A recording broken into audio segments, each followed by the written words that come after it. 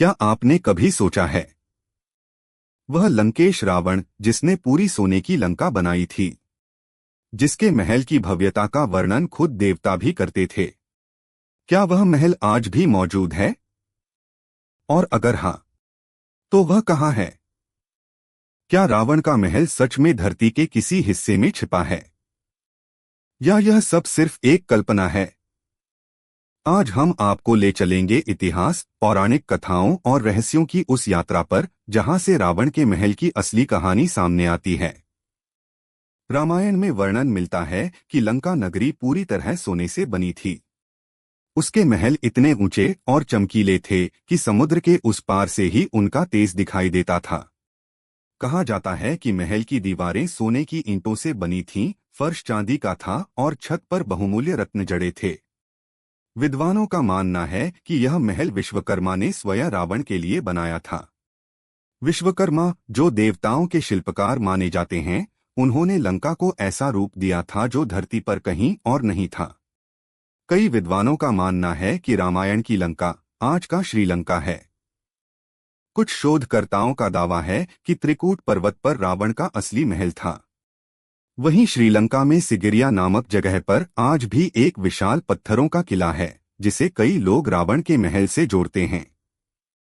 रामायण में वर्णन है कि रावण का महल सोने से बना था, जिसे स्वर्णलंका भी कहा जाता है। लेकिन असली रहस्य यह है कि महल सिर्फ सोने का नहीं था, उसमें मय दानव द्वारा निर्मित यांत्रिक द्वार, जादुई कक्ष और उड़ने वाले यंत्र के लिए गुप्त कमरे भी थे। कहा जाता है कि महल के नीचे सैकड़ों सुरंगें बनी थीं, जो समुद्र तक जाती थीं। इन सुरंगों का उपयोग रावण ने अपने खजाने को छिपाने और युद्ध के समय सैनिकों को तुरंत एक जगह से दूसरी जगह ले जाने के लिए किया था। आज भी श्रीलंका के कुछ हिस्सों में रहस्यमयी सुरंगों के निशान मिलते हैं।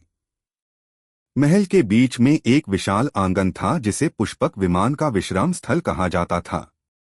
कहते हैं कि वहां एक पत्थर था जिस पर विमान अपने आप उतर जाता था, और उसे चलाने वाली तकनीक आज तक समझ नहीं पाई है। यहां तक कि आधुनिक वैज्ञानिक भी यह मानते हैं कि रावण के पास एरोनॉटिकल ज्ञान था। महल की दीवारें सिर्फ सोने की नहीं थीं, उनमें विशेष धातुएं लगी थीं जो रात में चमकती थीं और दूर से देखने पर लगता था जैसे पूरा शहर जल रहा हो।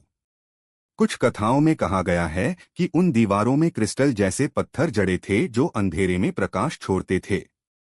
रावण न सिर्फ बलवान था बल्कि अत्यंत विद्वान भी था। उसके महल में हजारों ग्रंथों का गुप्त पुस्तकालय था जिसमें आयुर्वेद, ज्योतिष, तंत्र और संगीत पर अनगिनत ज्ञान भरा था। कहा जाता है कि आज के आयुर्वेद की कई जड़ें उसी ज्ञान से जुड़ी हुई हैं। महल में एक नंदनवन था जहां ऐसे वृक्ष लगाए गए थे जिनके फल कभी खत्म नहीं होते थे।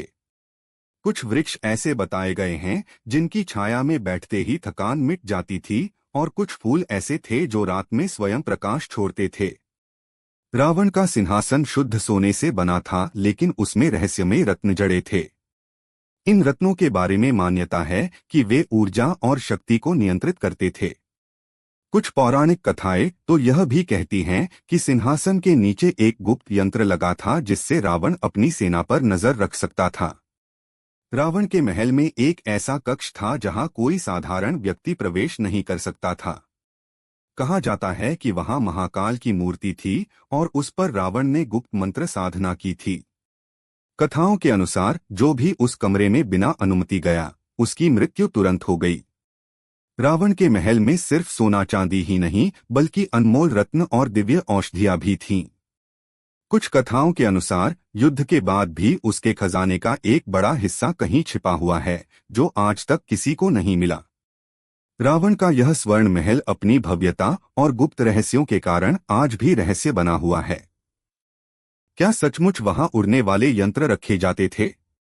क्या उसके पुस्तकालय का ज्ञान आज भी कहीं छुपा हुआ है? और क्या उसके खजाने की खोज कभी पूरी हो पाएगी? इतिहासकार मानते हैं कि रावण का महल एक प्रतीक था, सोने से ज्यादा उसकी शक्ति, वैभव और ज्ञान का प्रतीक। लेकिन पुरातत्व में जो रहस्यमयी संरचनाएं मिलती हैं, वे इस रहस्य को और गहरा कर देती हैं। कहीं न कहीं यह सवाल आज भी अधूरा है कि रावण का असली महल कहाँ था। अगर आपको यह कहानी रोमांचक लगी तो वीडियो को लाइक और चैनल को सब्सक्राइब जरूर करें। मिलते हैं अगले वीडियो में।